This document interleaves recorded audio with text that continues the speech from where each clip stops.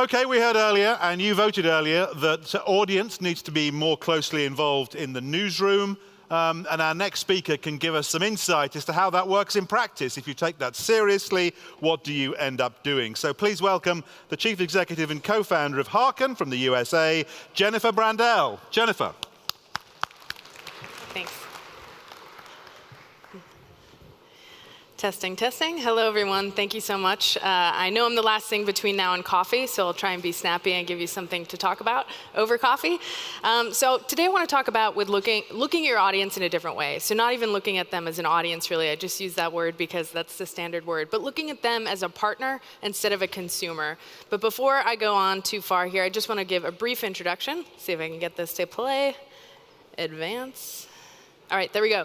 So I come from a journalistic background. I was a reporter in Chicago for more than 10 years at a public radio station there called WBEZ. So I come to this world that I'm in now as a technologist and everything with the perspective of a journalist. Now I run a company called Hearken, which I'll tell you a bit more about in a moment, but just brief background, that's who I am. And this is the question I've been obsessed with for about the last 10 years, is how can newsrooms know that they're valuable to audiences before they report? And not how can audiences be valuable to newsrooms? That's the question a lot of people are obsessed with, but I'm obsessed with the opposite. How can we make sure what we do is valuable to the people we're trying to serve? Especially in this moment, as we all know, when attention is at a premium and everyone's distracted by everything else but the news. So let's just run through the options real quick of what's available, of knowing whether or not you're creating value for your audience. So option one, this is how newsrooms work pretty much right now, is that a small group of people make decisions for a very huge group of people. And they kind of have to guess that what they're going to make is going to be valuable. So let's look at the problems here. So problem number one, most newsrooms do not demographically represent the types of people that they're hoping to serve. So right there, if you have imperfect inputs, you're going to have imperfect outputs. Now, another problem is you don't know until after you've done the expensive part of reporting, creating the work, putting it out in the world, and waiting till the metrics roll in to see if what you created was actually valuable. Therefore, you're doing a lot of upfront work for a lot of guest time. So let's look at option two, the metrics. Speaking of the metrics, so let's say you do a story and you look at the metrics that roll into your newsroom after you do that. So maybe you do a story about sushi and you find that 30-year-old men clicked on the story more than anyone else. And maybe you do a story about immigration and you find that young women click on that story more than anyone else. Okay, what the hell do you do with that? You know, so many newsrooms don't know what to make of the metrics that are rolling in anyway, where they're not necessarily going to start a sushi beat because of this, or they might not know what was that magic moment. Maybe it was posted right at lunchtime. Who knows what the magic thing was to have made that thing possible? So this still involves a lot of guesswork, just looking at the metrics that are coming into your newsroom.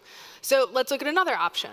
Even more metrics, you know, getting big data, scraping the internet, listening, trying to figure out what's about to trend or what's already trending and taking advantage of that. But the problem with this that we could all see last week is that suddenly newsrooms are all reporting the same exact thing. I still do not know why Sports Illustrated believes that their audience members really need to see this, or KVOA, a local newsroom in Tucson. Why does this matter to their audience? Suddenly we're all reporting the same stories and the echo chamber just continues to get worse and worse. So creating real value, of course, is difficult given the options that we have right now. But I'm here to say that there is a way to know before you report stories that your stories are going to be valuable to your audience. And you don't necessarily have to guess. I know this might sound like a dream world, but you actually can do this. And I've been spending the last 5 years of my life refining a model in which this is possible. It just requires putting the public first instead of last. This is deceptively simple, putting them first instead of last, and I'll explain what I mean. So traditionally, the way most stories are made, the audience doesn't come into play until the very end, after all the decisions have been made about what to report, how to report it, why to report it. And when they come into play, they often come into play in ways that are not very actionable or productive for the newsroom, such as comments. I don't need to tell you that this is not a space for the greatest parts of humanity to come forward. So another way of looking at this is just saying that newsrooms are trying to yell from atop of the hill, hey, this is what we think you need to know. Meanwhile, the world has changed and no one's sitting there waiting at the bottom of the hill for the newsroom to put out their story. They're on their phones or looking at other things. So the opposite of this idea is what I've been working on for the last 5 years, is this concept called a public-powered story. So the idea is really inverting the model completely on its head. So instead of ending with the public after you've already made your decisions, it's bringing the public in as early as possible. And we start here with the most important thing, your audience's questions.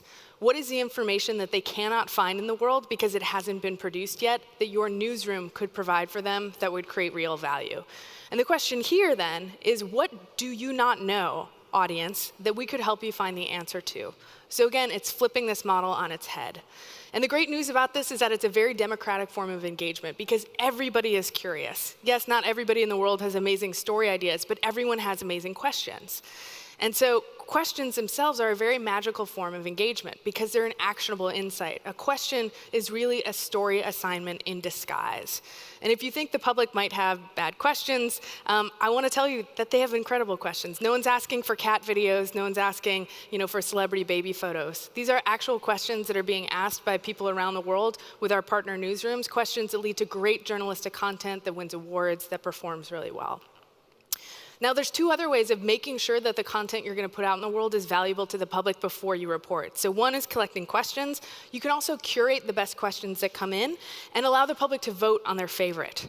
And then you can also allow the person whose question is being answered to be part of that storytelling process. These are additional ways to safeguard and make sure your investment, your time and money spent making this content actually proves out.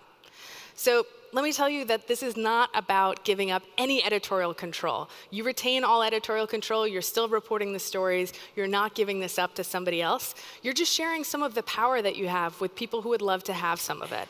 And what we've learned is that every time you share that power, you get new powers in return. It's not a zero-sum game. So when you share the power of asking with your audience, what you get is a continuous stream of fresh story ideas and more diverse perspectives than you would typically have around your editorial table. So again, allowing the public to be present with you at the moment in which you're making those decisions. And then when you share the power of assigning with the public, what you get is targeted, authentic marketing from the people who are participating.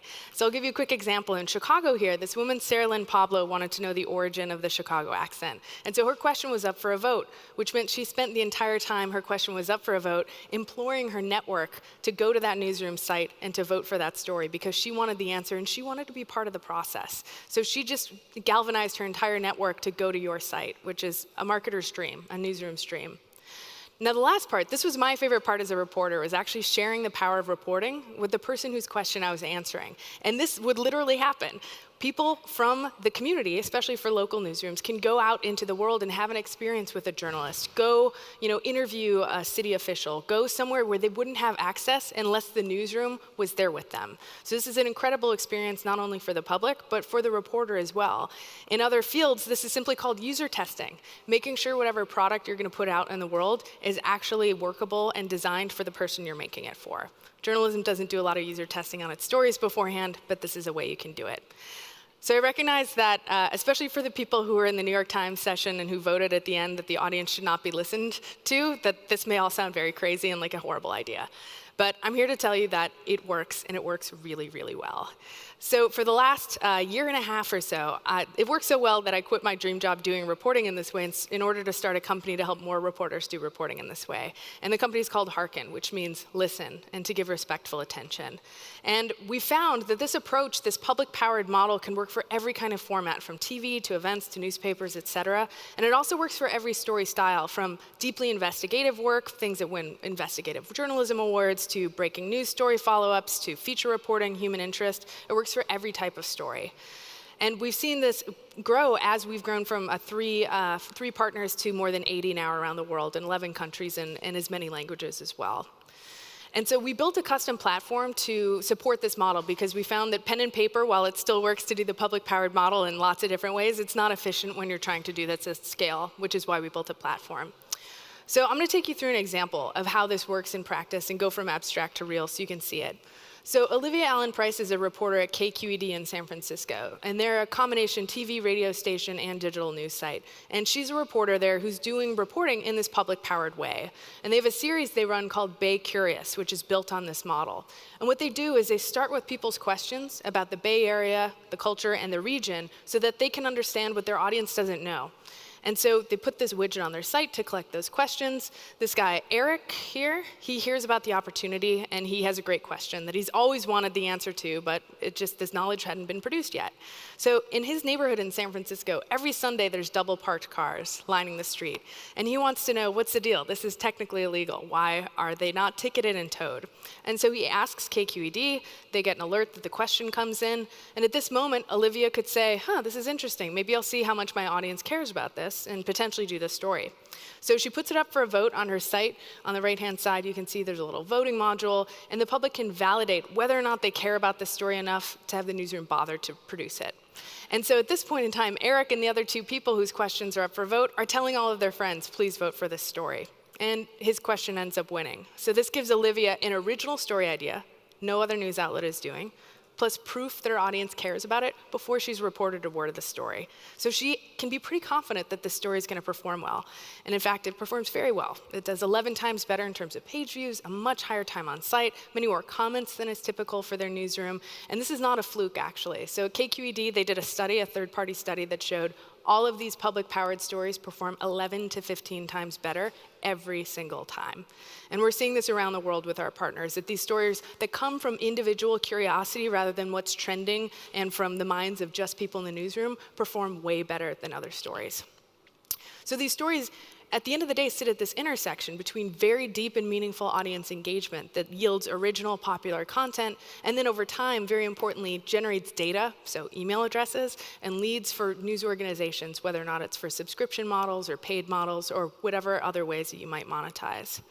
And so zooming out, this is about creating a new story type for the evolution of the field. So typically, every story that's out there is one of these two things. It's reactive, like some president won't shake another person's hand, or it's press-initiated, everything else that the public thinks might be important or that they need to fill the pages or the time with. So what this model is it creates a third type, a public-initiated, this public-powered story, so that your audience can have a seat at your editorial table and help you decide what is most relevant for them, and without making you crazy by having your entire audience in your actual newsroom. The hardest part about this, though, that I've been running into for the last year and a half is a mindset change. This is not easy to have journalists start thinking differently about who they are in relation to who they're serving. What needs to happen, and what I've heard actually echoed throughout the conference today so far, and I'm very excited about, is that there needs to be a shift from this extractive approach to what can we get from our audience, and how can we make them click on things, and how can we have them do things for us, and this transactional mindset where we're talking about them as a consumer, as a source, this thing that you're extracting something from, or looking at them in terms of data points or dollar bills, and instead looking at them in a relational mindset. What can we do for them that would be so helpful that they would want to come back to us? So looking at them as a partner instead. And I think about all of this work in terms of how newsrooms and the public interact, in terms of relationships. And it's funny that the word engagement is, the word du jour, because in typical, non-newsroom terms, this is a very specific meaning about a relationship, about love between people, about mutual respect and understanding that makes both people better and that makes them allow them to do bigger things than they would have been able to do on their own. And that's actually the way we think about engagement at Hearken. And we made a little graphic to represent that engagement ring. We want newsrooms to, like Beyonce says, put a ring on it, on their audiences. And so newsrooms have typically been very good at this first purple part of asking the public for feedback. The public can oftentimes provide that. But then the newsroom using that feedback is where a lot of newsrooms fall down. They don't actually implement it. They don't change what they're doing. They just say, great, we got 1,000 Facebook likes. Next story. Nothing actually changes. So this red part is really what newsrooms need to focus on in order to do this kind of relationship and create this virtual feedback loop. So just to close here, putting the public at the center of your model, we found that the value follows in so many ways. So I already outlined how the value follows for the editorial side. You get original, relevant, popular stories. What could be better? But then for the newsroom, there's a real ROI for them as well. We're finding that people using this process are getting much higher ad rates by putting ads in the point where people are engaging. Newsrooms are making a ton of money selling sponsorship on this kind of content. They're winning awards for investigative journalism, all kinds of honors for these stories. And then for the public, really the most important part of this equation, it's empowering them to make change in their communities. And I'll give you a couple quick examples. So in Nashville, a curious citizen with one of our partners asked about the name of an old park and wondered if it was a misspelling because it was called Fred Douglass Park, when meantime there's this very famous abolitionist named Frederick Douglass. So they asked about it. Who is Fred Douglass? And is this a misspelling? Well, because the newsroom got involved, this went all the way to city council, and the city council just voted to actually change the name of the park, just based on one person's question. What's the deal? You know, that's really collapsing the distance between people in power. A second thing that happened, in Florida, a dance teacher skipped town with all this money from little girls' dance classes. Because the newsroom got involved and the public asked a question, everyone got their money back and the girls got free dance classes. And a third example, in Chicago, this woman, Janice Thompson, just a curious citizen, wanted to know how much electricity comes from gas produced through fracking. And because she was involved in the process and she was part of the storytelling along the way, she became so geeked out about the topic, she quit her job to become an educator about how electricity actually gets decided and how it's procured and what choices citizens have in making their electricity provider. So that's just because she was listened to and she was valued and the newsroom showed her that they cared. So when you put the public at the center of your model, you not only get all of these great things, but you earn back trust because you show them how you do your work, you invite them into the process, and suddenly they don't see you as the media or this very abstract, group of people who they don't know. They see you as real people who are doing, jobs that are very, very important to the work that they need to do. And this partnership mentality also changes the role of the public and journalists. So where the public traditionally, in relating to journalism, is passive, when they're empowered in this way, they become active. Whereas they're consumers, now they're creators. And where they had no influence on what stories got reported, except maybe by clicking and being part of a giant group of people who clicked enough, now they have direct influence as an individual on what stories can get reported. And whereas journalists traditionally have been a gatekeeper, kind of, the go-between of people in power and other people in power, now they're a connector. And where they were responsible before for every part of the story cycle, now they're just responsible for some parts, the parts that only they can do, like reporting and fact-checking and actually creating the information. And where they were working for the public, now they are working with the public. So returning to this question that's been obsessing me for the last 10 years since I started being a journalist, is how can I know that the stories I report are valuable to the public? Well, I don't need to wait until the metrics roll in, of course. All you need to do in order to get a good answer to this question is you just have to ask first and then listen. Thank you so much. We have a couple minutes for questions. Thanks. Jennifer, thanks for that. Will you take a question if we have one? Sure. Yeah, So we've got like a minute or so. So if you'd like to raise your hand, if you have an urgent question, we'll get it across. And while people pluck up the courage, can I ask you to expand a little bit about your own business model? So there's an insert clearly that a publisher can carry on their website.